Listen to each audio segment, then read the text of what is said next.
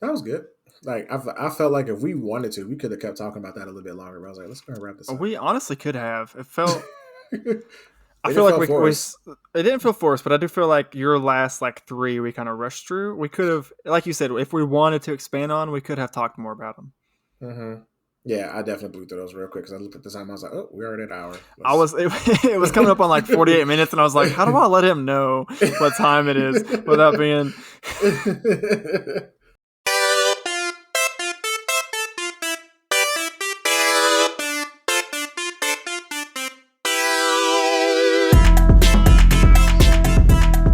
Welcome to After Playlist, the music discussion and reaction podcast. I'm one of your hosts, Terry Yo. And I'm Brandon Lee. So today's episode is going to be a wee bit different. We're entering shuffle mode. I like the way you did that. So that's when we have two themes on one playlist. Sometimes we don't have enough songs to fulfill a whole theme, but we still want to talk about it nonetheless. So the first half of the show, we're going to talk about a topic that was actually suggested by one of our listeners. We're going to talk about our music coffee beans and what that means to us. We'll explain more about that later. If you wonder what a music coffee bean is, you got to hang tight. And the second half, or later on in the episode, we're going to talk about an album that I've been wanting to talk about for a while. So we're going to do like a little mini little deep dive into the collaboration album between Nas and Damian Jr. Gong Marley called Distant Relatives. But first, we want to introduce the songs featured on this episode so that you know what we're talking about. So I'm just going to kind of go down the list of the playlist here. We have Sweatpants by Childish Gambino, Eventually by Tame Impala, Tangerine by Glass Animals, Are You Mine? Arctic Monkeys, Come a Little Closer by Cage the Elephant, Little Things by Louis the Child, Quinn, XC something XCII. That's probably Roman numerals of some number that I don't know how to work out. Yep. And Chelsea Cutler. Then we have Various Methods of Escape by Nine Inch Nails, Music featuring Marvin Gaye by Erick Sermon, Montreal featuring Kimbra by What So Not, Windhorse by Of the Trees and Sophie Marks, Show Me VIP by Von D and Fifi. Okay, thank you. Yep. I was wondering that like all week, dude. How to say that? And then we have Alive by Alex Lustig and Michael. I'm assuming. Or Mikhail. Okay, I think it's probably Mikhail. Double K threw me off. Mm-hmm. And then we have, like Terry was saying, we have Distant Relatives by Nas and Damian Jr. Gong Marley. And that is a very nice, well put together 13-track album that we will be talking about here shortly. Yep. And if you haven't already listened to any of these songs that I just named and that we're about to discuss, there's a link in the description, aka the show notes of this episode, for the direct links to the playlist for your listening pleasures. And finally, before we dive into the playlist, as always, we do have some quick after playlist disclaimers to share. Number one, first and foremost, forever and always, we respect everyone's opinion, regardless of how wrong and awful it may be. Mm-hmm. Number two, and just like your coffee order, sometimes we may mispronounce a name or two and destroy your recipe. So, sorry in advance for that. Please bear with us. Number three, we're not terrible with profanity, but sometimes a few explicit words may slip out, so you've been warned. And number four, we're just talking about the music, not the artist's real life, personal, or cancelable issues. Not what we're here to discuss today, just the music. So, without further ado, let's start by diving into music coffee beans. Yeah, so this one was an interesting one. I believe a listener reached out to you and was like, hey, I really dig the podcast. I have a topic I think you guys would be interested in. And then you presented it to me and I was like, what is that? That sounds cool. Let's do it. So we both had, you had basically the same reaction I had whenever I was telling you about it. Mm-hmm. You had the same reaction then that I had whenever my friend suggested the idea to me. Like, okay, what does that mean? What are you on about? Explain. Yeah. Which, quick shout out to Taylor. He's the good friend / fan of the show who recommended this topic. So how he worded the idea to me was he talked about how if you go to like a Bed Bath and Beyond or a Sephora or somewhere where there's like a lot of different scents and smells, sometimes they'll have a little bowl of coffee beans, specifically for you to walk up, kind of get a good whiff of, and reset your scent palette so Mhm. that as you're trying to smell those different smells, they're not all just mingling together. After you smell 3 or 4 or 5 in a row, you don't want to have the sixth and seventh and eighth like be washed out because you're still smelling those first five. So it's to help reset that. And so he basically wanted to ask, it's, we're making a new playlist every week, every other week, and we're constantly listening to all different types of music. If there's any music we listen to that is like a palate cleanser, essentially, like what's music we listen to reset ourselves, so to speak. And I think we were talking about this as we were making the playlist, and we both kind of decided, in addition to that, just to make it a little easier on ourselves, we also kind of took the angle of it being like comfort songs, like songs that we could listen to kind of at any point. Yeah, yeah, Yeah. I agree with that. Yeah, it's a palate cleanser, but because it's a palate cleanser, it's a repeat palate cleanser. It's not like Yeah. okay, it's like a one and done. I can't listen to that song anymore specifically for that purpose. But yeah, yeah, when this was brought up to me, I was just like, that is such an eloquent way of putting it. Music, coffee beans. So yeah, as much music as we listen to, every now and then we do need to kind of like reset our mental algorithm, if you will, Yes. and try to get our minds like right back to like, okay, let me listen to something that is 100% my flavor, my coffee, my reset button to where I can go into something else and actually be able to fully embrace it.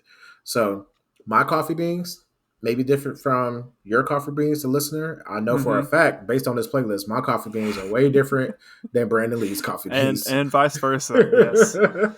So, but it's interesting. So let's get into one of your picks as the first topic. So the top of the playlist, which if you're a fan of the podcast, you automatically know who picked this one. This is Childish Gambino, Sweatpants.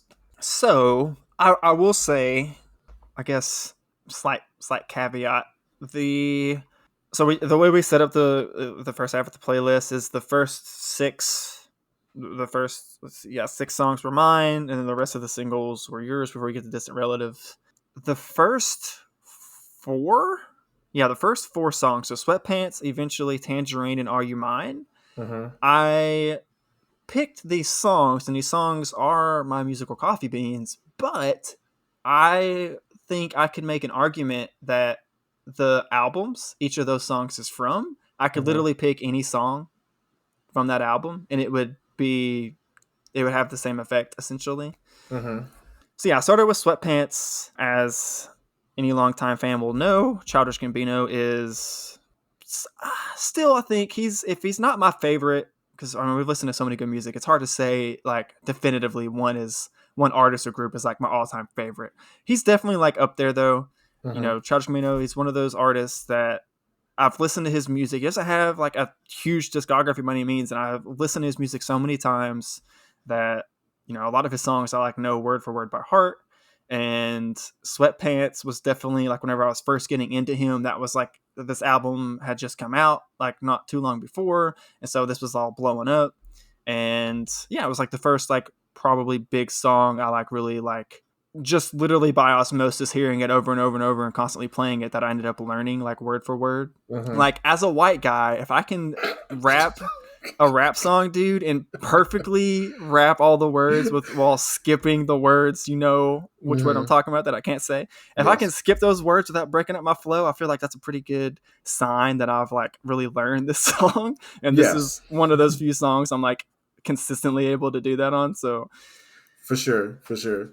That's funny. Yeah. So oddly enough, Sweatpants, I believe, I want to say, I think it's between that one and 3005 were the first 2 songs by Childish Gambino. Before I connected that was Donald Glover. yeah, there were the Those are two his big those singles. yeah, yeah. So like those were like my jams that I definitely loved and still have in rotation. Tangerine, you sent me that a long time ago, and that's It's a still in my bop. rotation. It's a It's jam and a so half. I still don't know what the song is about, but I I love the song. I'd I have Yeah, no idea what they're talking about, but man, Tangerine, I sugar mean, honey sweet, I mean, like I've never craved citrus so much after this song. I know, right? It's crazy. I literally got some orange juice in the fridge right now. I might need to go take a sip. But yeah, I so got a yeah, so couple of big oranges right over.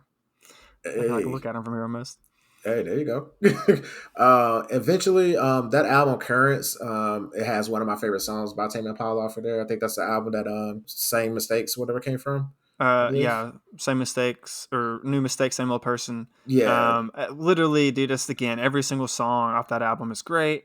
Another Hmm. thing I just kind of sort of just realized is I think a big part of what like makes these songs be like, musical coffee beans slash comfort songs for me is the fact that I do know them word for word. Yeah. Like I think that's I just now kind of connected that in my head, but that's probably I think that's a big part of it is like I have to be able to like rap or sing along to the Hmm. song like basically in its entirety for me to like get to that level, I think. Yeah. So that's where I think our coffee beans differ. Whereas again, it totally tracks based on the people that we are because you're more lyric focused and I'm Mhm. more production focused. So you probably would notice within my songs, most of them there's not that many vocals. It's No, all it's a about lot more instrumental and production focused exactly. for sure. So that's where I retreat to. But yeah, that's a good point. That's interesting. I will say though, come a little closer.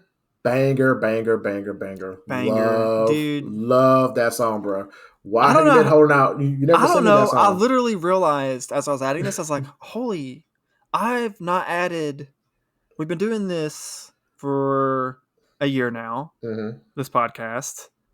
I love Cage the Elephant, bro. Like, I truly, they're one of my all time favorite indie rock bands. And I don't know how they've not made it on any single episode until now. Yeah, yeah. As I was like adding it to it, I was like literally kicking myself, like, how is this the first song? They have so many great songs. They've been a band since like 2008, 2009, and Hmm. they've just been consistently better. Each album they come out with is better. They've great growth. I mean, they've been good from the start too. So it's just like, yeah, I was super excited to Yeah. finally get them represented. And this, you're right, dude. Come a little closer is such a banger. It's such a good song, and I am low key mad at you for holding out for so long. Like, I'm so sorry. How dare you I restrain this will song for me? I will definitely send you some more Cage the Elephant. Please do. Um, Cage the Elephant is another one. Like I'm trying to remember all the other songs on this album that come a little closer on. I Hmm. know like their first like debut album, like back in the day, was one of those albums that I would, again, I would put on first track one, press play, and it would just play through all the way, and I loved every single song. Hmm. Like I remember it was whenever I got my first ever like iPod Touch when that was the big thing back in the day before iPhones and smartphones were as ubiquitous as they are now. Hmm. Literally, the very first album I downloaded onto my iPod was Cage the Elephant's debut album. That's crazy. So they've been a part of my life for a long time, and I think this song came out, or the album that this song's on, "Come a Little Closer," came out in like 2013, maybe 2014, like kind of early 2010s. And again, this song in particular off that album, there's a couple others as well, but this one in particular is always my favorite, and it is constantly popping back up randomly. I won't hear it for a few months, and it'll just randomly come back up, and I'll just every single time I just have to stop and listen to it when it comes on like my super mix and stuff because it is so good. Yeah, yeah, that one. That's one of the songs that really stopped me in my tracks. Like I said, the first three songs that you put on here were songs that I was already familiar with because they're literally in my Mm-hmm. rotation still. So I was like, okay, yeah, I automatically enjoy those just because I like them for what they are. Not necessarily my coffee beans, but I just like those songs in general. Right. But yeah, but then when Cage the Elephant came on, I was like, hold up, who is this? And I had to stop and go back, and I was like, okay, okay, all I right, have been cheating you slightly. I agree yeah. with you. I need to. You Yeah, need more Cage the Elephant in your life, and I'm going to provide you with that soon. I mean, please do. Like this, yeah, this blasphemy will not stand. But Arctic Monkeys, that one was a sometimey one. It was not bad, but I don't know. Like I'm still trying to find my way into liking the Arctic Monkeys. Like they're good at what they do, but there's in my opinion, and maybe I'm missing it, but there's like really nothing really distinctive about them. They're just there. So whereas like for example, like the other band that we're both slowly falling more and more in love with. Nothing But Thieves. Like they pop a little bit more. Like they're like their vocal, the range. There's a little something there. Arctic Monkeys to me, they're just what's the best word? Not template, vanilla. I guess is the best way to kind of put it. Like, but not in a bad They way. Not in a well, bad no, I way. mean they're making good music in my opinion, Yes. but I will agree they're not like trying to like push boundaries by any means. You know, they're not really being Yeah. like super experimental or anything. It is kind of by the books in a lot of ways. I can definitely Yeah. agree with that. Yeah, and I mean vanilla is good sometimes. Sometimes like you don't Yeah, need chocolate, you need strawberry. Sometimes good old plain old vanilla will be good enough to suffice, but not all the time because I'm like I need a little this something extra is on it for me. I believe I've stated this on the podcast before, but the album this song is from, AM, Hmm. is another one of those albums where I can just sit down, press play, and just listen to it from beginning to end and love every single song.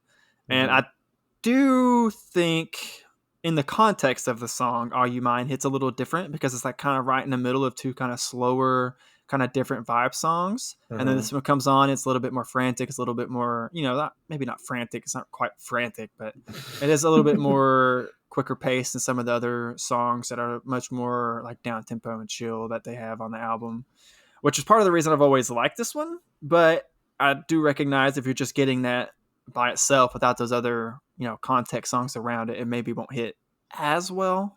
Yeah, I can yeah, I can definitely see a point to that. yeah, yeah. It was definitely again, like I said, not bad. It was just plain. Because I'm not even gonna lie, I kind of picked that one at random. I literally just looked at the album and was like, any of these songs could work for this. Which one do I want to do? And I kind of just picked Are You Mine at random. It Okay. wasn't like so much. There wasn't a super amount of thought put into it. Beyond Yeah, that, I knew I wanted an Arctic Monkeys song from that album, but yeah, but yeah, Arctic Monkeys, Tame Impala. God, we really we gotta do something with like Tame Impala because his music is so good, and the fact that he's it doing all his is. stuff, like all his instrumentation, all his own engineering, producing, pretty much by himself. That's some beast mode. Like when you hear everything he puts into that, and I actually for that song, I like it's like the subtle part in the chorus where like he's singing and then it just stops like that breath. It's like Mm-hmm. eventually He I he love uses that. like negative space really well. In a lot of his songs, he Yes. does that really well. Yes. Like another song from that same album, Let It Happen, Hmm. is maybe not negative space, but just like playing with the idea of like, non-traditional. Just because if you don't heard the song, there's a bit. I'm sure you remember, but there's a bit in the song of the full version, at least. Not listen to the radio edit. But if you listen like the full 7 minute version, Hmm. there's a bit in the middle where it sounds like the song is skipping, right? Mm, If you remember that song, and then yeah. the music, it like just has that one beat and it sounds like it's skipping, and then the music like piece by piece slowly gets brought back in and it like rebuilds back up, and like it matches the title of the song. I think whenever I first ever sent it to you, I was like, all right, the title of the song is also directions for how to listen to it. Just let it happen, bro. Because you literally just have to sit there and like just wait for that build up. It's so good. He does a lot of really good stuff like that, where kind of the opposite of Arctic Monkeys. He does experiment and push Mm, boundaries and try to get these new unique sounds. And like he's talked, I know in interviews he talks about how some people have like fidget spinners. They might be sitting there like spinning a pen in their hand or doing random just doing something to keep their hands or their brain occupied. He said he's literally, if he's not actively like playing another instrument or like doing something like mentally intensive, he's hmm. playing drums in his head Yep. all day, every day. He's constantly playing drums. His first instrument he learned, and so he's constantly playing drums. And he's talked about how like that's the most important part of any song he makes is the drum beat. Hmm. And yeah, I mean it's the backbone. If you're gonna have Yeah. a rock song, you gotta have drums. That's gonna be the backbone of the foundation. Everything else is laid on. So 100%. 100%. 100%. just to Absolutely. see him like one have that be like his passionate focus, and then two just someone who like understands that to the extent he does, you get beautiful creative music like eventually. Yeah. Yeah. That was those two were definitely like my favorite out of your picks. Little Things by Lewis the Child. I like the message in it. It's kind of cookie cutter, but I like the it's message in it. it's it doesn't do anything too wild. Yeah, I like the messaging. It's just a nice little like synthy kind of Little almost bop. poppy song, a little bop. Yeah, yeah. Just the line, it's the little things, or just like the synth, it's the little things, and then it's da da da da da da da da or whatever. It's mm-hmm. just that little riff that comes in. It makes me happy. Yeah, it definitely makes me think of a commercial. Like it's just like it just want. I mean, it's I kind not of get bad. that. It's not a bad song, but it's definitely like something that like you either like you're shopping at some retail establishment, it's playing in the background, you kind of just start bopping your head to it, or you're just like watching. We'll say watch TV, but nobody does that anymore. But you're streaming something and you're forced to have ads. Screw you, Amazon. You're forced to have ads on your platform or whatever, and that comes on. You're like, okay, I'm not gonna skip this commercial this time because I kind of like Right. it. But next time it comes on, I might skip it. but Yeah. um, but yeah, yeah, that was out of your picks. Those were that was the one I liked the least. But not to say I didn't like it, but it was definitely like I don't know. It wasn't bad. It just it's not my flavor of coffee bean. I'll put it that way. Well, I had another kind of like indie acoustic song on here originally, hmm and then I realized like that song, the acousticy song or whatever, it's not wasn't really a music coffee bean, but this is actually a song that whenever it comes on, it is partly for this one. I think why it fits as a music coffee bean for me is it is so standard, I hmm guess, in a lot of ways. Like you said, it doesn't really do anything too crazy. It just has a happy little synth beat in it that I hmm said, that little riff just makes me happy, and it's not Yeah. doing anything too complicated or over the top. So this is kind of like it's kind of the opposite of some of the other ones where it's like it kind of lets me just like listen and enjoy it, but also like blank out. I don't gotta like think too deeply about it or like really try and dissect it or anything. I don't need to know every single. I don't gotta sing every single word like on key like I would maybe try to do on Eventually or some of these Yeah. other songs. Like it doesn't matter as much, but it still just helps me just reset. And it's a nice like electro like EDM electronic type song. I thought it Okay. was a good representation of that because I do part of why some of for my picks are kind of like it's a lot of indie rock, but it is kind of I got hip hop, I got this EDM or whatever. Is I do whenever I am trying to reset my palette because this is something I actually occasionally will try to do like in between episode playlists.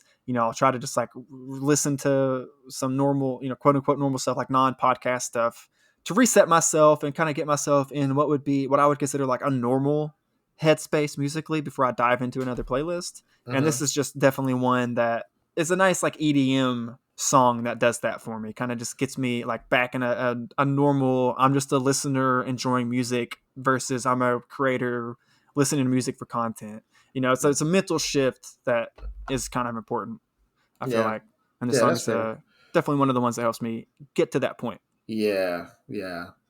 Yeah, it's interesting. Yeah, like just putting together this like our personal coffee beans when we because I had mine already kind of together, so to speak. I kind of just been kind of stockpiling a couple of songs here and there from another playlist, and I was like, oh, okay. So I kind of just picked songs from my personal playlist that Mm-hmm. I guess I could essentially rename music coffee beans if I wanted to, but I call it my mental break playlist. I kind of just put that on. It kind of helps me reset mentally on some things, and also I kind of picked some songs and threw on here for that. But yeah, it's I guess for what we do, I guess it is important for us to kind of be able to recalibrate and to kind of go into something with like a fresh mindset or whatever. I mean, I don't feel like I'm required to reset like that often, No, but no, no. It's not. It's not. It's usually after the couple of times where I've like made it a point to reset myself was after the like really big playlist episode, like R&B episode was one mhm, where I was like, okay, I need to like specifically reset by listening to any and everything that's not R&B for just a few yes, days. That's just as an example. yeah, Country music was another one because I listened to country music nonstop, literally for 3 weeks straight.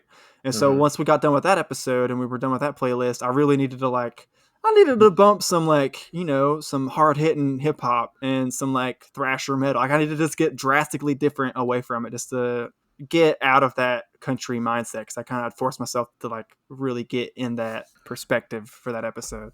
yeah, yeah. I'm the same way. I do the same thing. So I would say like these songs, my songs in particular, which I'm kind of giving a disclaimer about, aren't necessarily like my permanent coffee beans, but like, Oh, but it's a representation of some of the songs I can listen to at any time for any reason and not be upset about.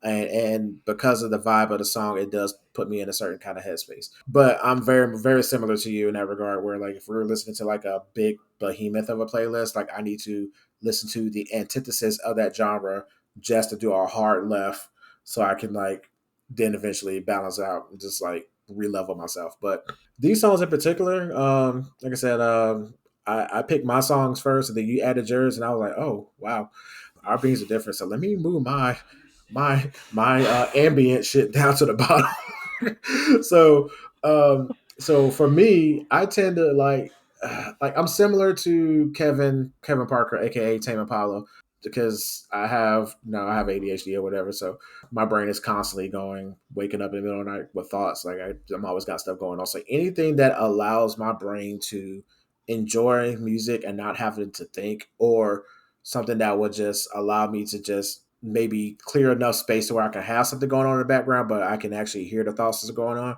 is a win-win for me. So a lot of the songs I picked, there's either like a long instrumental break, or there's not that many vocals at all, or it's just very vibey, chill, low key, or some would say depressing. Either way, it's fine. I just had I will say I didn't to. necessarily get a depressing vibe from any of these. Some of them were a Mhm. little bit down tempo, but Yeah. I don't know. For me, it was more of like a down tempo and Hmm. like a chill, like where you're just like take it easy, buddy, like Yeah. that type of chill versus like oh life is terrible, like Yeah. Yeah. little This is not different a. vibes. I didn't get that as Okay. much. Okay, whew, that's what I was worried about, because I hope this doesn't come off as depressing, because I was like, these aren't depressing songs. They're just very ambient and dark and down tempo, No, like you said. It's definitely not Tom Odell esque or whatever. no, definitely Um, not. but yeah, so my first pick was a quick audible because I had another pick, and it was, for whatever reason, he doesn't have his music on YouTube, but he has it on Spotify. But Vague 86, get your shit together, man. I know, right? I Because I say that really with, like that song too, man. I know, such I a was good gonna say that. song. But Yeah. that being said, I also really like this song and was super surprised to see you Yes. put a Nine Inch Nails song Yes. on this list. That was a happy accident. So what had happened with that was, around that time I was trying to broaden my horizons with different rock bands, and that's around the same time I discovered Periphery. And I was like, okay, I was enjoying Periphery, I was enjoying Perfect Circle, and a couple other bands that I was kind of stumbling across. And then Nine Inch Nails had a new album, came out around that same time, and I was like, oh yeah, I remember Nine Inch Nails. Let me listen to them. And I remember some songs from back in them, from them back in the day. But this album in particular, what Hesitation Marks, I think is the album called. This one was like a departure. So I jumped into Nine Inch Nails when they were doing anti Nine Inch Nails stuff. So this was like an experimental album, Hmm. and I fell in love with it because you know me, I'm that weirdo. Give me like a synth or something, I'm like, I'm happy. So so this is like one of like two songs off this album that I have in constant rotation, and this was like a quick audible that I had to throw in the playlist real quick.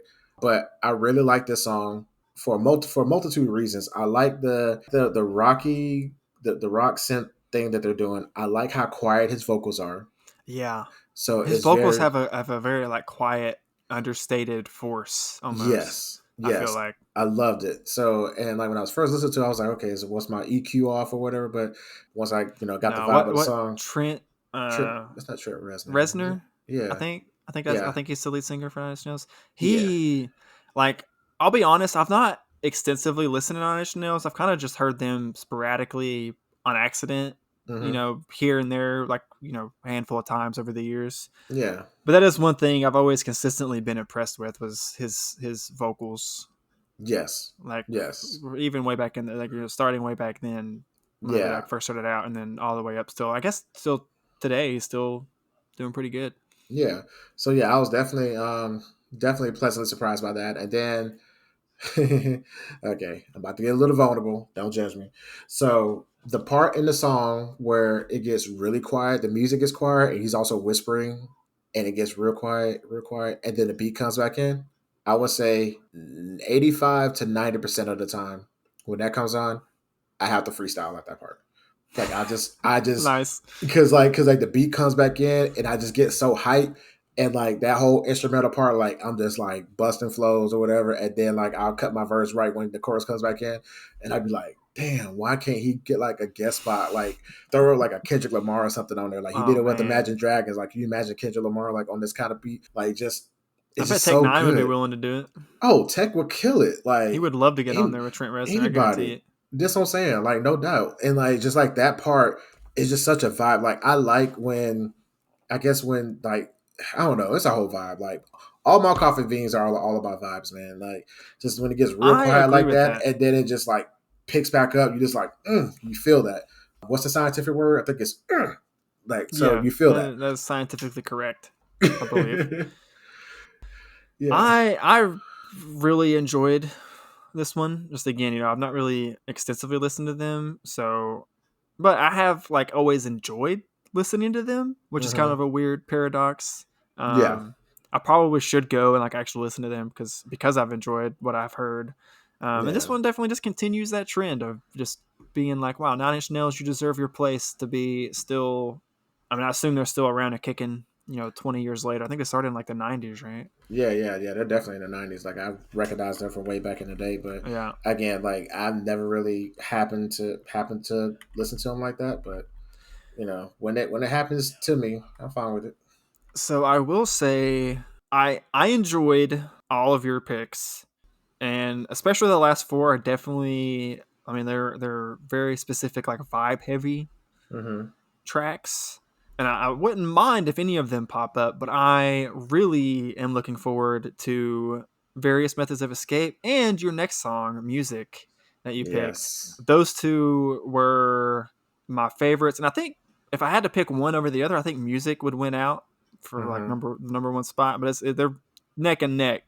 But yeah, both of these songs I think I'm now gonna roll into my own coffee bean musical reset palette cleanser list because hmm these were again two songs I'd never heard of Erick Sermon Yeah. somehow before this. Huge Marvin Gaye fan.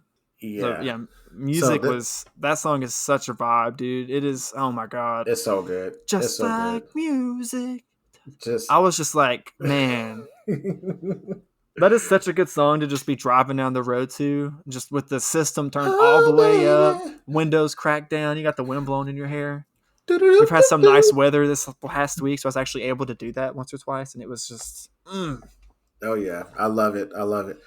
Do-do-do-do-do. yeah, that little Na-da-da-da-da. that little Do-do-do-do-do. little little run they do there is Yeah. that's it gets stuck in my head, and I'll just be just like music.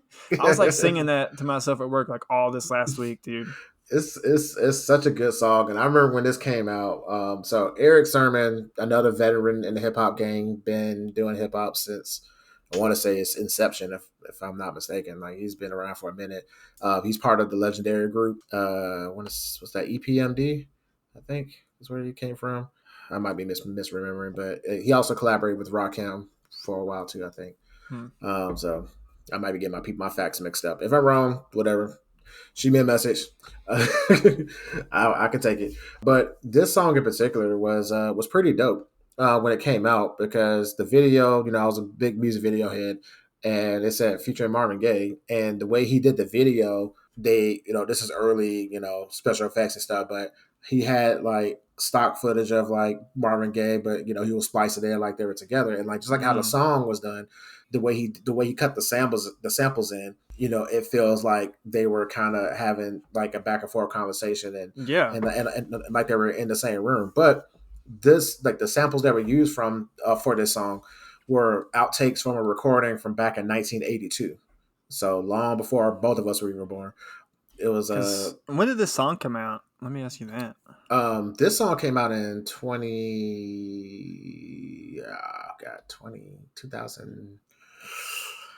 Ooh, golly, you put me on the spot. I want to say 2001 is when the song came out. But Let me yeah, see if so Spotify knows. Yeah, 2001. yeah, so that came out, like his song came out in 2001. But like the samples for this were from an original recording from Marvin Gaye that had outtakes on it. So he released a special album. I'm not. I want to say no. I think he was still living when that album came out. But they also had like an acapella version and had like a outtake version of like an original song. Like Mm-hmm.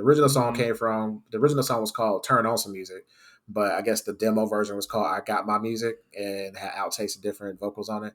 And then Erick Sermon heard that, he was like, "Oh, word, okay, let me take that." So, and that's how they spliced it together, or whatever. So the song basically rose to like number two on the R&B and hip hop charts, number two, and made it all the way up to number one. Well deserved. Yeah, definitely. And then oddly enough, this song was registered at number 21, giving Erick Sermon his highest record single, and then also giving Marvin Gaye his 41st and 40th posthumous hit in like 10 years or whatever. So Dead Man still got it. But yeah, it's just Yeah. a vibe. It's just a vibe. Like, just again, like all of my songs are about vibes, and I love music so much that I can listen to a song about music to help reset me to listen to some more music. Yeah. And I mean, man, just on paper, a song about music, you're like, that's going to be hit or miss. You got to really stick the landing on that. They stuck the landing on this one 100%. Like, it Yeah. is such a good song, just like lyrically, talking about just like the different parts of like how they vibe out differently and like where they're at. So, like, driving down the road, vibing out, and just all the Mm. just, man, it's just so good. It really, Yeah. as music lovers that we Mm-hmm. are, like, this is, I just relate and connect to this song literally the first listen. I was like, oh, this is gonna be one of my like favorite liked songs just from now on. I'm gonna be hearing this all the time from now on, as I rightfully should. Like, Yeah, yeah, absolutely. And then I mean, I just like the fact, man, that like he actually listed featuring Marvin Gaye because it does feel like he's like right, featuring in the yeah, song, and then he has a whole third verse. Music is the soul of the man. You especially for got it to that be like music, baby. I was like, what? nearly Okay. 20 years after Marvin had passed. Yeah, like that's That's crazy. that's first both cool that he was able to like technically make that work, but then also Hmm. cool that he chose to make it featuring Marvin Gaye instead of just using him as like a sample or whatever in the background, right? Like that, Hmm. that's you love to see other artists like give people who deserve it, like bigger artists or whatever, their flowers and respect they deserve like that. I feel like Exactly. it's always nice to see. Exactly. So, and be careful because the Marvin Gaye family will sue you if they don't like you. Oop, I broke one of our disclaimers. Anyway, moving on. One of my other vibes on here, Montreal by What So Not featuring Kimbra. Oh, I love What's So Not, dude. I didn't necessarily know this specific song, but I Hmm. literally used to have like an entire mega playlist.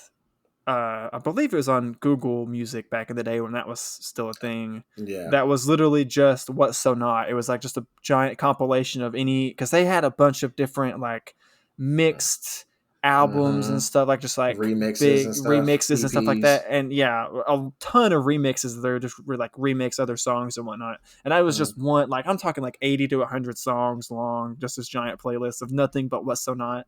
And I Yeah. would just, if I was like cleaning up the apartment with my roommates back in the day, I would just literally just throw that up. It would just be blasting throughout the house. Hell yeah. So I have not thought of them in years until you put this on here. And I was like, immediately, it was like a blast from the past, kind of. So it's Hmm. probably been like getting close to like a decade. Like it's probably been a good 8, 9 years since I've like really listened to them. So Yeah, yeah, it's definitely a decade. I have not gone that extensively into their past. I just kind of stumbled across this one song, and then I realized Flume was involved at one point or another. So I'm just like, okay, I recognize Flume in some of his work. Um, I do love uh, Flume too. yeah, yeah, Very that similar vibes, I feel yes, like, yeah, musically. yeah. So like this, so what so not was a duo. It was between emo instead and Flume. Excuse me, they were together, but then Flume left the group. So this song was with emo instead, basically doing all the production as what so not Okay. by himself. So this was all emo doing this thing. Kimbra, you may or may not recognize her name or her voice, but she's the chick that's from that did the song with Gautier, somebody you used to know. She's the girl that sings at the very end of that song.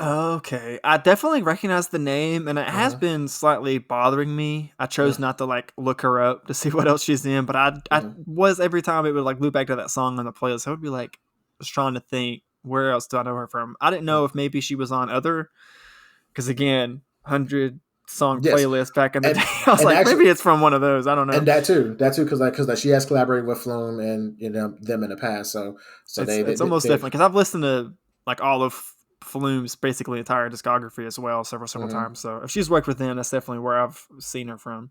Definitely, definitely. But yeah, I fell in love with her when I was listening to another music podcast before starting this one.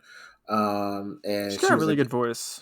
she has a great voice, and again, another person who you wouldn't necessarily think is singing because like she's from New Zealand, so she's a Oh, New Zealand chick, and she is as New Zealand as you could think, and she loves R&B, and that's her sound. Like she does R&B. She actually, so I was like, okay, let me I like her personality in the interview I heard, and then they said she's a chick from Gautier, and I was like, oh, okay, cool. And then I just went down a rabbit hole and found like a Kimbra playlist, and just I was like, whoa, this chick is awesome. And like she actually has a song called Top of the World, and she got Snoop Dogg on the remix because Snoop Dogg would just get on anybody's song. It don't right. matter. But she has some albums. Like her albums are really good, and she really can sing. It's not traditional R&B per se, but her vocal range and her essence is basically R&B. And she actually has a song called '90s Music, where she just basically just pays it a whole homage to just '90s R&B music, and the beat and the whole vibe is just like mwah, chef's Immaculate. kiss. Yeah, it was really good. So if you haven't check out Kimber's music, definitely do so. What So Not, I would definitely recommend them as well. Um, Going ahead and jumping down to my last three picks. My Now these last three last picks. three, I will just say I was unfamiliar with all of these, like artists and song wise. All of these were Yes, new to me. yes. So all of these people were people I just discovered over the years from various different playlists. I just kind of auto and I just fell in love with those songs. And then I realized slowly but surely that like, oh wow, I do have a love for this type of music where down tempo, chill, bass heavy, EDM focused or whatever. So all of these guys are talented EDM producers featuring outside talent to perform on their songs. So of Montreal, he's an EDM producer and vocal artist from Portland, Maine, of all places. And he got signed to the same management company as Bass Nectar. Wait, who is So this? of Montreal, excuse me, not of Montreal. I Of the misspoke. trees? Of the trees. Sorry, Okay, I'm sitting here I looking at was. the track list. Like Montreal's the song we were just talking about.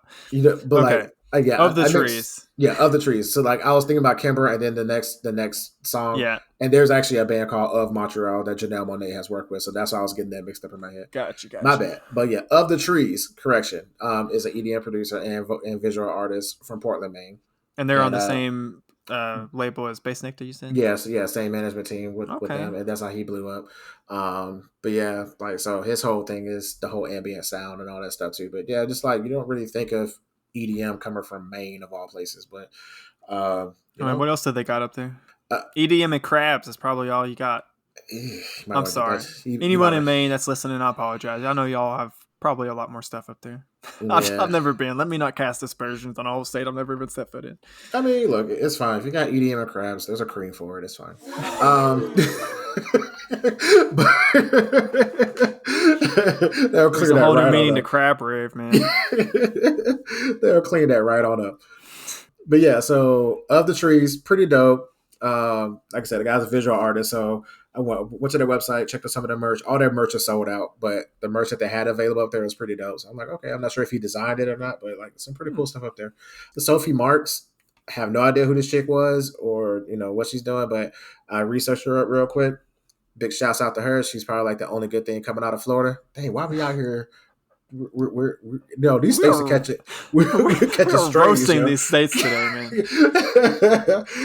These states are catching some strays today.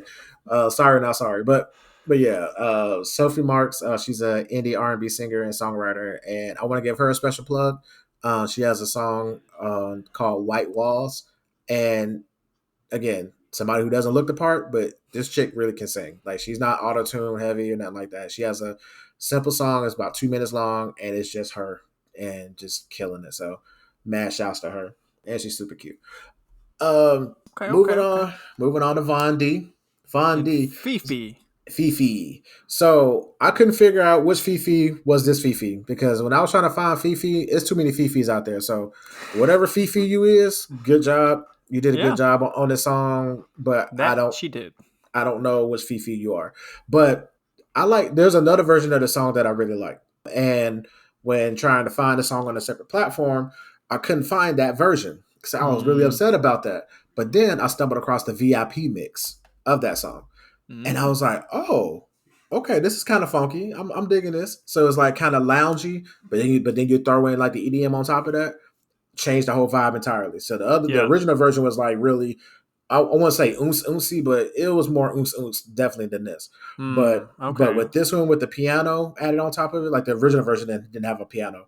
I think the version I heard was like a sub focus remix or something like that, and I couldn't find that version anywhere else other than on that one See, for platform. this version, the piano seems so integral. I It's feel so like perfect. It it. it just Yeah. I having not heard the original, I would almost say without the piano, I wouldn't like it. mm. I could be wrong in that, but No, I do feel I like the don't piano disagree. is. It's that's yeah. It's one of the most important instruments in the song. Yeah, That's I all I'll say. 100% agree. That was I 100% a good agree. choice to remake it how they did with the piano. Yes. I didn't realize all that, but yeah. Yes. So yeah, so the VIP version, definitely VIP loungy situation, and just like imagine somebody just tickling the ivories and then come in with a hard ass beat. I'm just like, okay. Luckily, like the original version maintained pretty much everything except for the piano and just added more oomph, oomph. So the beat's still the same, the vocals are still the same. It just didn't have the piano and it had more oomph, oomph. But everything else is phenomenal. And I like the chorus with it. I love the vibe of the piano. How there's really no verse, it's just a chorus and Hmm. just no verses.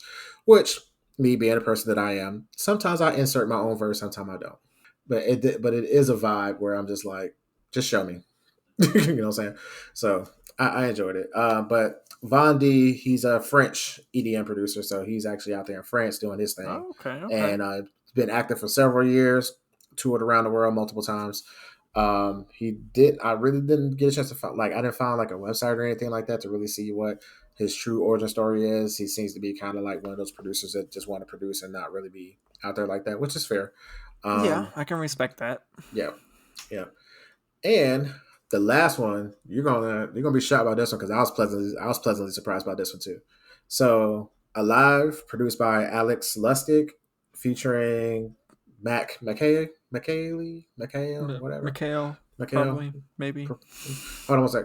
We got an order for a Michael. Michael, your order's ready.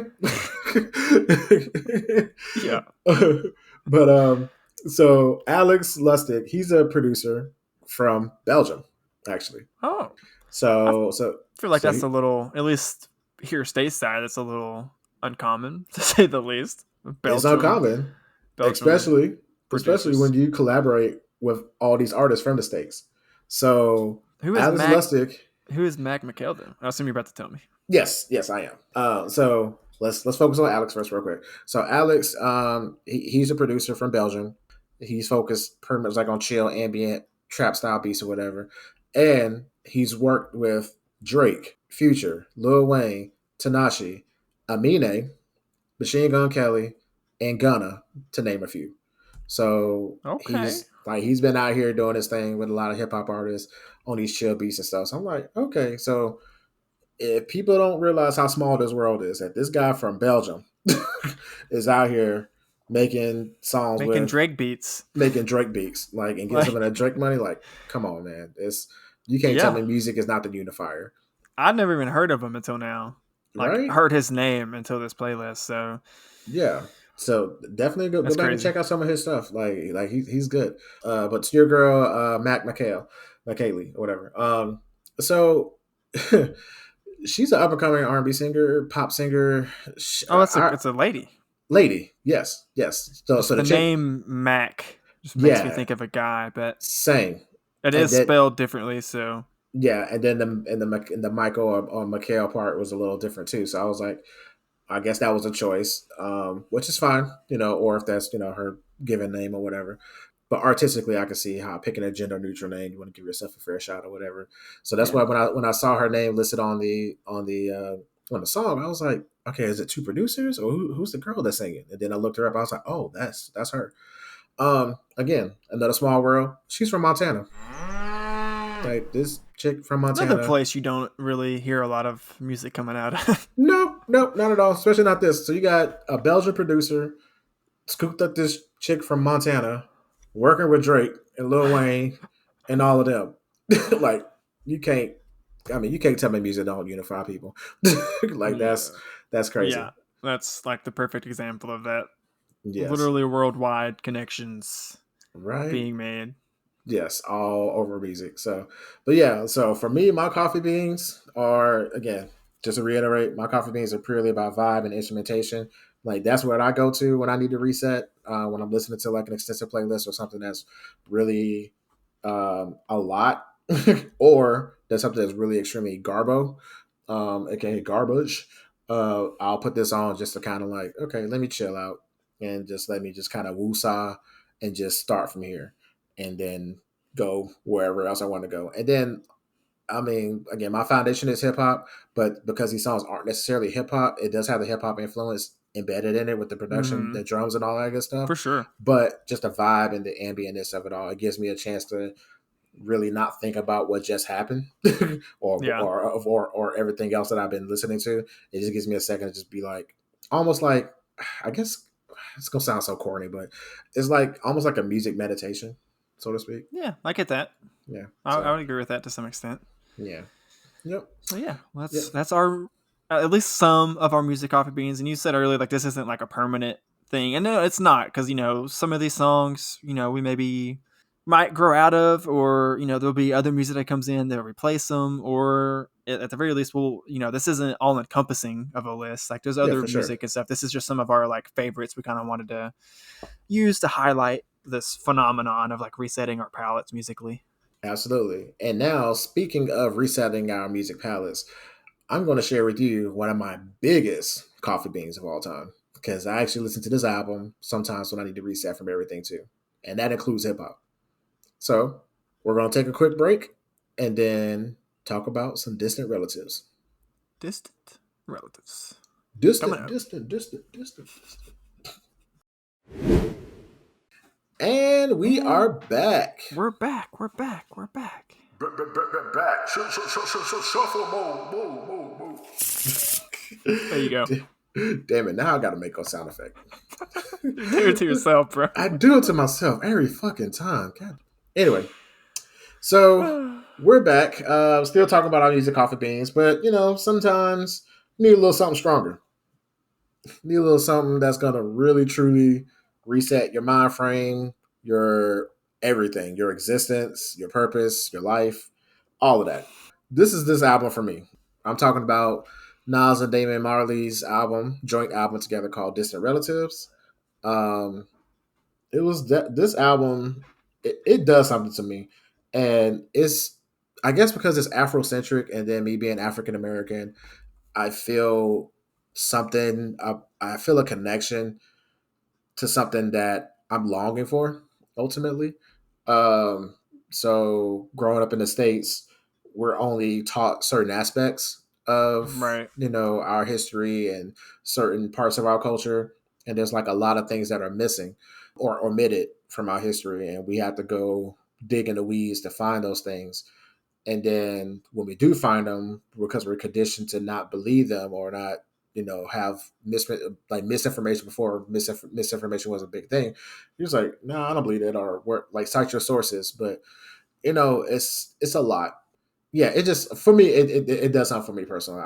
Wasn't really expecting to go that deep that quick, but that's the feels that I get when listening to this album. No, I as a white guy, like I was even able to pick up so like just the artistic skill, I guess, of Nas and Damian Marley to express themselves, express those sentiments that you were Hmm. just talking about in such a way that someone that is not able to like fully relate to those experiences and that life that they've lived or whatever but still understand where they're coming from is Mm. like first and foremost, like I want to give them huge props for that, for having this very humanistic, beautiful theme, starting out for the album, and then just expressing it in such a way that I feel like regardless of your race, creed, background, life history, you can connect to it and relate to it, and get, at least if you're not African American, you can at least somewhat get that, like you were saying, that longing for something that you're missing. Like that's definitely, it came through very clear to me. Yeah, Um, which is crazy. Not to get too deep off in the weeds, but just just something I want to implore or to kind of put out there for the world to understand. As an African American, we're forced to imagine ourselves in roles that don't look like us. So, for example, before Miles Morales was a thing, if I wanted to be Spider Man as a kid, I had to imagine myself as Peter Parker. So, and that was what I identified with. Now, the inverse of that, you don't see as often. And then a lot of times you see people who just kind of just wash it off and be like, well, I don't understand what they're saying, or this, it doesn't apply to me. But I'm just like, empathy is universal. It doesn't really it matter it what should race you be. are. It should be. That's There's a right. lot of people that miss that class, it seems. Clearly. So just just like how you said, it was clear and abundant throughout the whole album. The messaging, the social, political, commentary, along with the Afrocentric, themes.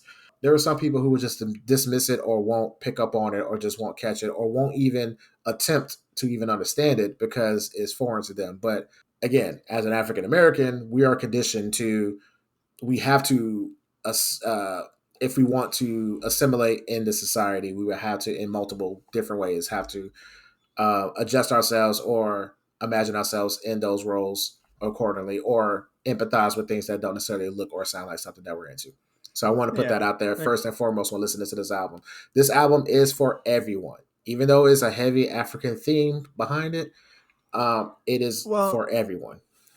so I feel like there's layers to it, right? Because at the base is the African centric theme, but I mean, they kind of end the album talking about this with like Africa was the birth of our species as a whole, not just Africans that are, Mm-hmm. African, like ethnic people that are, regardless of Descendants. where you're from. Yeah. Like literally, no matter who you are, you have an ancestor that came out of Africa at some point. That's Mm-hmm. literally the birthplace of humanity. And like that, you take that with the title Distant Relatives and you stretch that out. Where, they're basically saying, regardless of who you are, where you come from, what color you look like, what you believe, we're all, in a sense, distant relatives. And Yes. that is such a beautiful, like, again, just human centric message of coming together and just celebrating that in a Yeah. lot of ways. Like, yeah, we're different and we have all these different backgrounds and whatever, all that stuff I just said, but we're all people at the end of the day. We're still, we have that basic connection. We should all have that basic connection to each other, regardless of where we come from or what we've experienced. And Yeah. just again, they did such a great job, man, just really bringing that idea to fruition.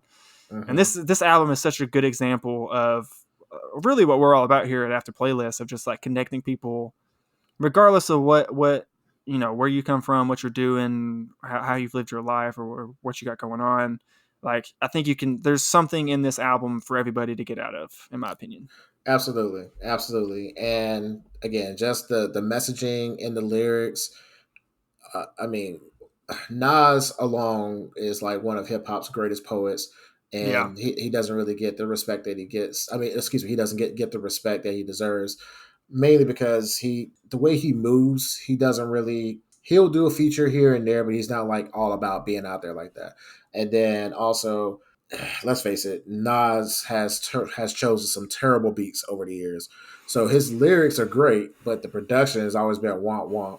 So people weren't really picking up on it. But it's in recent years with his King's Disease albums produced by Hit Boy, is people are like, oh, now I got your ear sonically with the beats. Now he can convey the message even further. Yeah. Yeah. So people can hear it. Not to discredit his stuff, because he's always been dope since day one. But it's just, some people tend to tune him out because the production, it hasn't always been like, earwormy enough or catchy enough. Not to say that he has not had any bangers over the years, but that's No, just he one of his definitely has. downfalls, Yeah. for sure. So I will say, just kind of on that note, Hmm. I've listened to. I want to say, I think it's fair to say, a fair amount of Nas over the years, but he is an artist that I've not. That's kind of sort of another hole in my listening history. I've not like listened to Nas super extensively. If I had to guess, I've probably mainly listened to like his bigger hits and stuff. Yeah. So that being said, I was excited when this playlist was put together, and we kind of decided to make this a shuffle mode, and you wanted to talk about this album. Whenever I first saw it I'd already listened to like the first bit, like the coffee beans bit, like Hmm. maybe once or twice, and then you added this. And so I was like halfway through the first half of the playlist, coffee beans bit, and I just like skipped the rest of mine and your tracks to get to this album because I just saw Nas, and I was like, oh, we're gonna talk about a Nas album. Hell yeah. I need to listen. I need way more Nas in my life. This is an artist I've been meaning to listen to more extensively anyways. Let's get it. Hmm. Not fully reading where it says Damian Jr. Gong Marley next to and so the first song comes on, and Damien comes on, and he's got his Jamaican accent and everything, and he's like singing in his like Rasta cadence and everything, and I'm just like, what? This is not Nas. What is happening right now? And it took like most of that first song before I finally like had a moment and like clicked to see who else was on it, and I was like, oh, Damian Marley's on this song, but then I still hadn't realized it was like a joint album yet. And so whenever next song came on, he's there, and I was like, "Oh, Damian's on this song too, huh?" It was like 3 or 4 songs. I finally like backed out and went and looked at the whole list. I was like, "Oh, he's on all of them. They're doing it together." Okay. You're like, dang, they sure did a lot of songs together. At first, that's literally what I was thinking. I was like, "Man, he was really featured a lot on here, huh?" And then That's like funny. I said, I realized.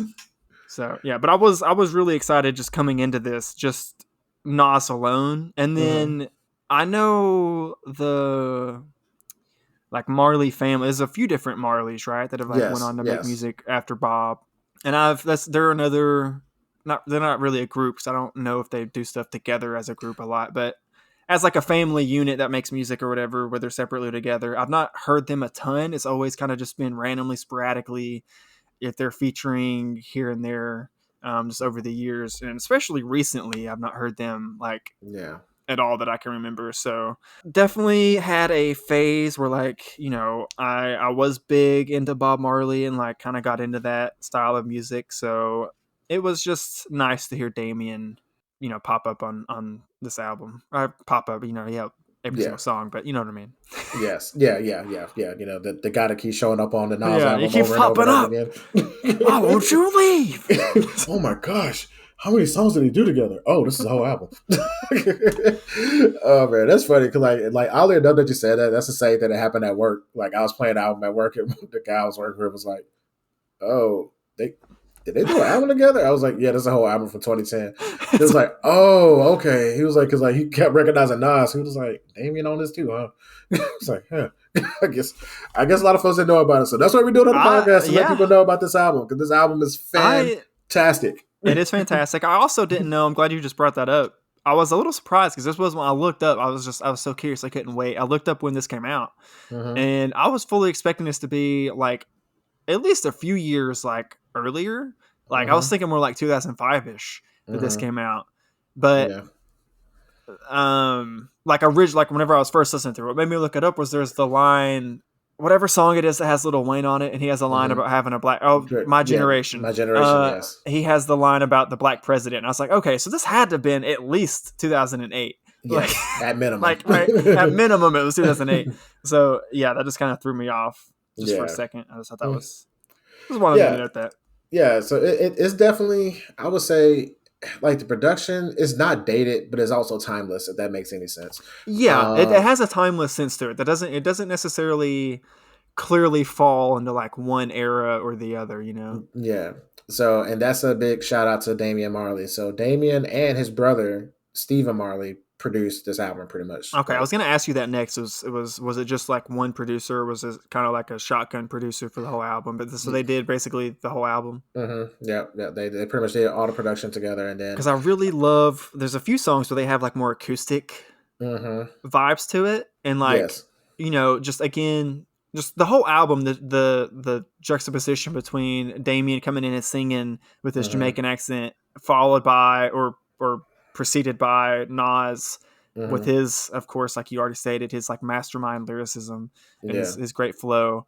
Definitely, just briefly go back to what you mentioned with Nas not having good beats. I don't get that at all on this album. Oh I guess no, largely not at because all. of This album Damien and his is brother. Like the beats are so top notch. Like even those like slower acoustic type songs that you mm-hmm. normally would hear and be like, "There's no way someone can rap on this," and then Nas come in and just like bodies an acoustic guitar. Like, dude, how Yes. he's so talented. It's not even fair. That's what I'm saying. Um, It's ridiculous. but those were actually some of my favorite songs just because of that off the album. Just that they weren't really. I mean, it wasn't like a battle, so to speak, because it was also smooth and like well done. But just the difference, I guess, like coming into Yes. it and you hear like an acoustic song playing, and Damian Marley starts singing over it, and you're like, okay. I know Nas is on the song. How in the hell is he going to make this song work with rap? And then he just comes in and does it, and you're just like, oh, that's how. Okay, that was way. He made that look so easy. Mm-hmm. It's just I love that. That's dope. That's dope. Yes, this, yeah, you pick it up on everything, man. Like this is great. Like the chemistry and the unity between Nas and Damien on this project is ridiculous. So just to give like a quick little blurb about how the project actually began. So the project is supposed to be like a charity EP. Like, and EPs are typically like maybe like 5 or 6 songs at the most, Right, right. and it turned into this full album. Like they just kept vibing out and just like, yeah, we gotta do the whole project, bro. So, and that's how that happened. And then they it was a charity EP with the proceeds to help build some schools out in Africa, specifically Mm. like the Congo region. And they went ahead and did a whole album instead, and then the proceeds went towards that as well. So I like the fact being that, it didn't have to happen for a purpose, but it did happen with a It just purpose. makes you And love then it that little much more, dude. It's like, okay, the album's exactly. already great. You got great message, great artists, great creativity. And Hmm. it also went for a good cause. Dude. I know, right? It's like your heart just swells It hearing that. does. It does. So just like in listening to this album, like it just, again, for me personally, this is like one of my like hard reset. Like this is me like unplugging the modem from the wall, like just resetting everything. Like I put this on and I just kind of just like, I get my hip hop fix, I get my different genre fix, I get the lyricism fix. Like it brings me back whole. And then there's so many good songs off this album. You already named a couple good ones, but there's like, I mean, I'm not gonna lie, I love every last one of these songs, but I was about to say, I don't think I could pick a favorite. I Like, I could pick. yeah. There's like three. There's three that's in my top pick, but I absolutely love every last one of these songs. My Yeah. favorite ones that I listen to all the time, still in rotation. I love Patience, and I love My Generation. Those My are generation, maybe if I was like gun to my head had to force, I might pick my generation, but I don't even that one. I don't know, man. There's so many other good that ones on here. So that it's so hard one to pick. I that do love one. my generation though. That one's Okay, really good. so The so messaging behind that one is just so phenomenal. the messaging on that one is phenomenal. But let's just focus on this song real quick. This song has Josh Stone singing her complete ass off in this song. It, A for real, beyond children's for real. choir, and Lil Wayne on the third verse. Somebody who I would not have even remotely expected to appear on this album, but No, got on this album and killed the song with the yeah. messaging with it. Um, Because and I feel like normally Lil Wayne isn't necessarily with his rapping style isn't geared for like a song or an album that's like has a specific message like this. But I mean, he knocked it out of the park. oh yeah, I oh agree yeah, wholeheartedly. He stuck to the theme. He nailed it. I don't know what yeah, else to say beyond that. He really nailed it. yeah. He fully blacked out on like on his verse and just like Yeah. delivered something and just like killed it. Joss Stone, not to get racial, but it is, African themed album. But yeah, I 4,000% forgot Joss Stone was white when she was singing that on that chorus. Dude, Like, I don't really know who Joss Stone is this whole time. I was just fully assuming she was black. oh no, no, no, If you had me like guess with like $1 million on the line, dude, I'd have been like, oh, she's black. no, she sang her ass off like a black woman on that song, and I She totally did, forgot, dude. and I was just like, I was like, hold up, why do that name sound familiar? So she actually worked with Prince before he passed, and I want to Mm, say I think he discovered her or at least had a hand in starting her career. Not bringing her up. So clearly the man has an eye for talent, or excuse me, had an eye for talent, because like Joss Stone killed it, and it's nice for her to appear on this album because Joss Stone and Damian Marley, along with Mick Jagger and two other composers, one of them is of from India, and another guy I keep forgetting. They're part of the band called Super Heavy, and they did a joint album together. So Mick Mick Jagger's in it? Mick Jagger, Damian Marley, Joss Stone, some Indian composer guy. I'm blanking on the name. I apologize. And then like another guy. All five of them put together an album called Super Heavy. It's 13 songs with all five of them on it. I'm Bro, just I'm trying to imagine what that sounds like in my head. I'm it sure it's is nothing like I can imagine. is It's got to be so nothing wildly different than whatever I'm thinking right now. is nothing like you could imagine, but yet it is. It's so weird. Like it's like It's both nothing you can imagine and everything and all of the things you can imagine at once. seriously, it's an album that like it doesn't have a genre. Hmm. It's like three like five juggernauts getting together. Three of them are the main performers, but the other two are like the composers. So there's elements like it's like the ultimate, not ultimate, but it's definitely like top tier music gumbo. And I may force you to listen to this album sooner than you realize because it's such an interesting album. And then hearing Mick Jagger on a Damian Marley kind of style It's mainly the song, Mick Jagger that's tripping me up. I'm not gonna lie. it's weird. It's the Like Mick Jagger himself with all the other people that are on there. It's like that's it, such a it's hard for me mentally to place Mick Jagger alongside Damian Marley. but it works, and that's the part But that really tripped me it out. And works, then, like I man. said, like when you get the Indian composer part, when you know if you're familiar with any kind of Bollywood music, Oh yeah. you're hearing that along with a reggae beat in the background. And Like that's a what? very specific sound of like a musical genre. Yes. I kind of I had a girl I was talking to for some time a while back that was of Indian descent, and she sent me this. She's like, "Oh, this is my family's favorite Bollywood playlist," and that is a trip to listen to. So I'm trying to imagine all these separate different pieces coming together to make this. Yeah. I'm gonna have to listen to it now just because this is so interesting. Sounds like Yeah. even So if I hated every minute of it, I'd have to listen to it just for the experience. just for the experience, and that's kind of how I am. Like for a minute, I liked it, then a minute I hated it, but then I fell back in love with it again because it was so different and just so and it's just one of those things that like I don't know if we'll ever get it again. It was just like a one-off project or whatever that they all did. I don't know if the proceeds went wherever, but it's interesting. But getting back, like, so when she appeared on this album, I was just like, oh, okay, cool. You know, the camaraderie is still there. You know, the vibe is still there with them because Damien has that rapport with her and all that good stuff. So I'm quite sure Nas scooped up Lil Wayne, like, hey, hop on this song or whatever. Patience, I just love the messaging in that song so much. And then I love the Swahili sample that they Mm-hmm. use.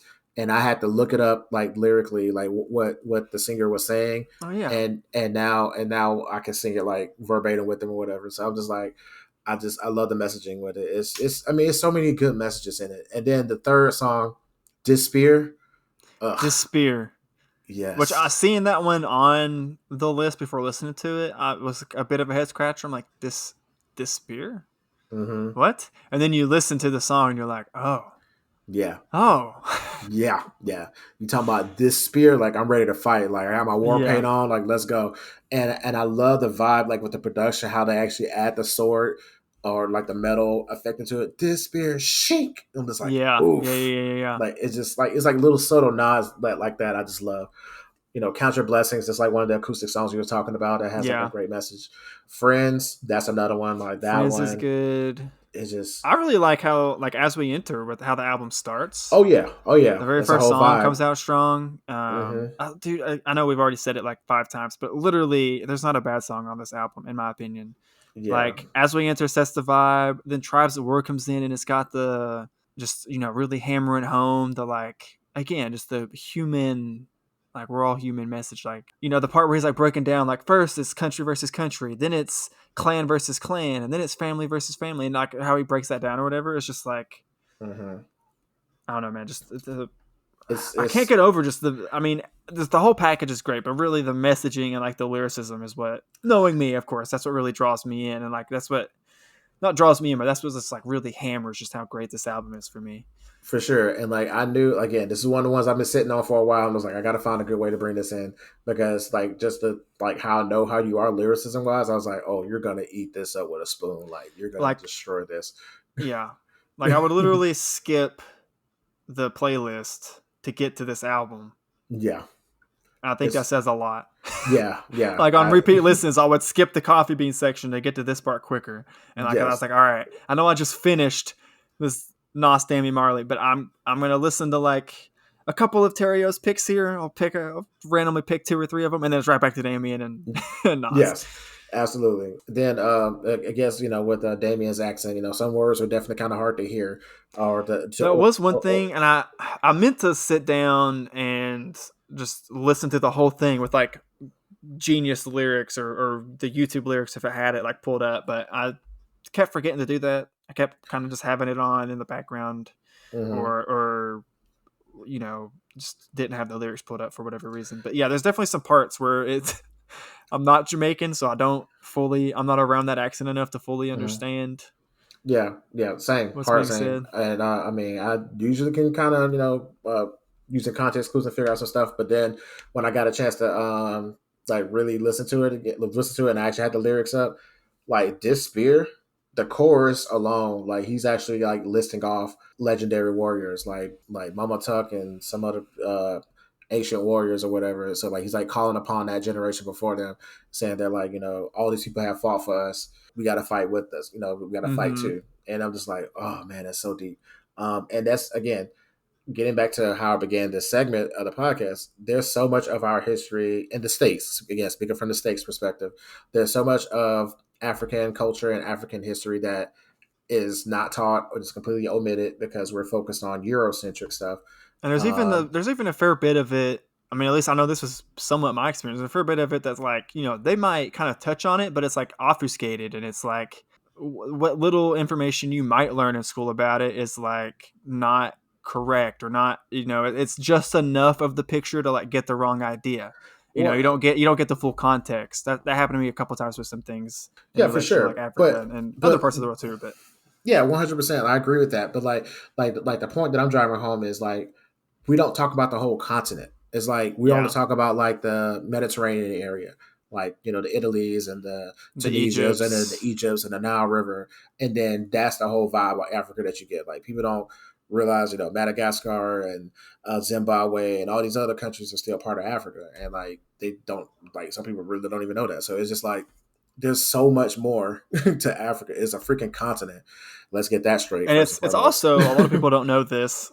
Quick geography lesson for you. You can fit basically all of the United States and I think like most of or basically like all of North America and then a good chunk of South America and Africa and like still have some like a little bit of space for wiggle Yeah, room. Like it yeah. is by far the biggest like single continent. Like Eurasia is kind of one mega continent, but if you like split it up, Europe and Asia, Africa Mhm. is the biggest continent. You look at it on a world map, especially from like a United States perspective, you're like, oh, you can take Texas and it's almost as big. No, No. no. No.